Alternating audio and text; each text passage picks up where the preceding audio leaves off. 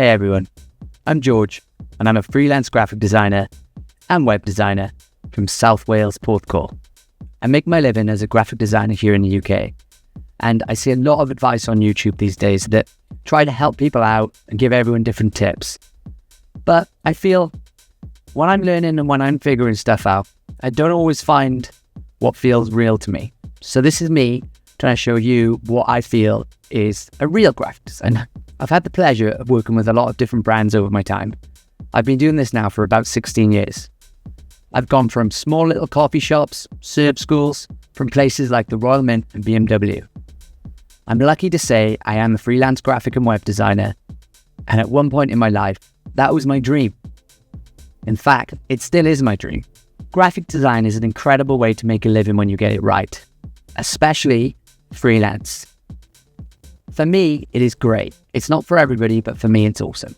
It lets me travel. It lets me make my own hours. It makes me earn as I need and as I please, and just offers me such an experience to life. For me, it is great. It's not for everybody, but for me, it's awesome. It just offers so much freedom for me that I really like. I think a little bit of that is growing up in the surf community, where when there's waves, there's waves. Today, I'm going to be talking about what it's like to go to university to study graphic design. I graduated in 2018, a long time ago now. In fact, it may actually be 2019. No, 2018. So it's a while ago, but I feel this is where my real journey to graphic design started.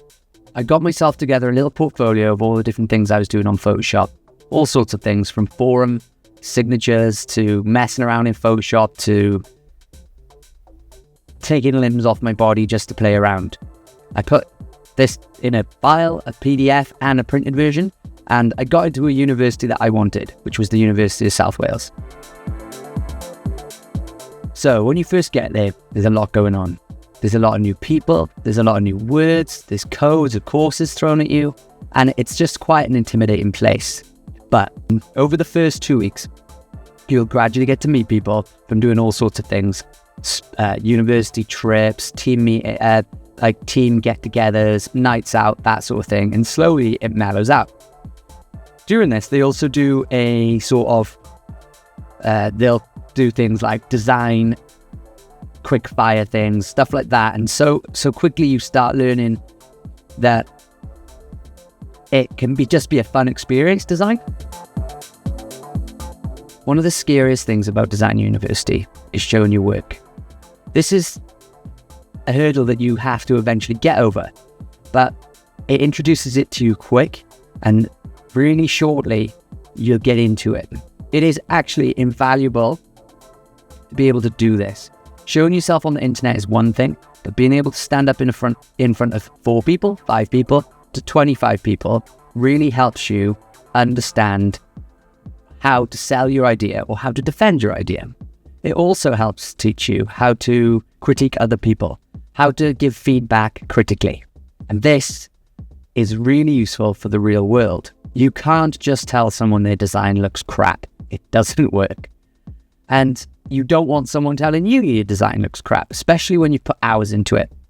However, you learn to communicate in a way that you can both you can all help each other without hurting each other. And once you can do that, you can't wait for critique days, just because you know it will help your designs get better. Critiques are great, but the best thing is just learning other people, learning how they design, getting tips from other people over your shoulder, looking at what you're doing, you looking at other people. It's great. It's a great collaborative experience, which you cannot learn online and you cannot learn from books. It's amazing how quickly you learn to collaborate, how you ask people who are good at drawing to potentially help draw on your projects, or if you're good at a certain thing to help on their project. It's amazing. You can also join other courses to help. If you need photography, go to the photography course. If you need videography, you can go to the videographer guys. There's a lot going on and a lot you can embrace. Again, it's great practice to get into this because it helps you in the real world. The other great thing about university is getting taught by elders of the community, people in industry and also full-time lecturers who've seen it all, trends, fads, and they can teach you what sticks. What is great is how they can deconstruct art, find techniques really quickly and convey them to you. They also show you how to do things like primary research, secondary research, and tertiary. For me, these things were awesome, and it helped me figure out what I was looking at when researching design. Because knowing your target audience is one thing, but then learning how to learn from other visuals is also very important. How to pick out what audiences use certain colors and that sort of thing. It's not just told to you. And during all of this, you end up coming up with your own little formula, your own little design strategy to be able to come up with your designs. The next thing, which some people hate, is the stress. University definitely gives you stress. It adds deadlines. It sometimes has tight deadlines. It sometimes has long deadlines. Sometimes it has long deadlines that you make into tight deadlines. However, what is good is in the real world, your deadlines will be a lot shorter.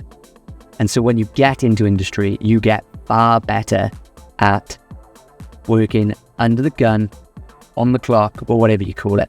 It also helps you get through the crap that sometimes you can get involved in when designing. It can also help get rid of some of the crap that you put in your own way when designing. The imposter syndrome seems to disappear because you have to get to an end goal. And if you lose your confidence and you're fiddling about all day, you'll never get there. So quickly, you'll end up realizing you can pump out work quickly and well to get results you need. It's great to step away from social media, step away from all the different things that inspire you to design, and just get back into sitting in a classroom or a library or a studio and look at books, speak to people, and just generally leave screens alone. Learn that a sketchbook, a piece of paper, paint, ink is the fundamental of design, and it will make you better. And one day you'll be sitting there messing around with something and you will come up with a design that you've never seen. There's no inspiration off the internet. There's no copying. There's nothing left in your head. It is purely original. And I think university can force this because everybody would copy the trends on the internet. I've said a lot of good things about university now, and there's also a lot of things that people don't like about university. And one of the things is that you start the way you mark design projects. They don't believe that taste is something you can mark. However, I do feel as if when you learn to pass a design segment in university, you're essentially learning to answer a brief.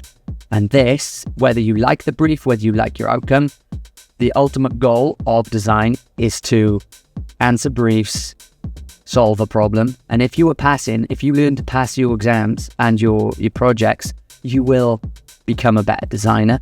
However, that is controversial, and that is only my opinion. University is not for everybody.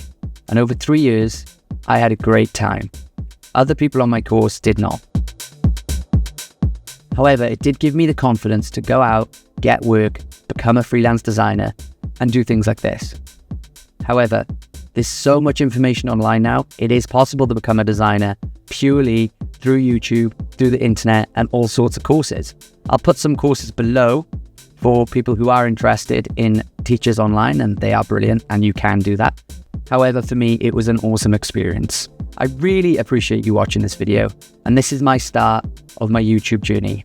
If you do want more content about graphic design and the general normal life of a freelance designer and the tips and tricks that I can help potentially get you to become a freelance designer, then please follow along and I will do the best I can to help giving you valuable information.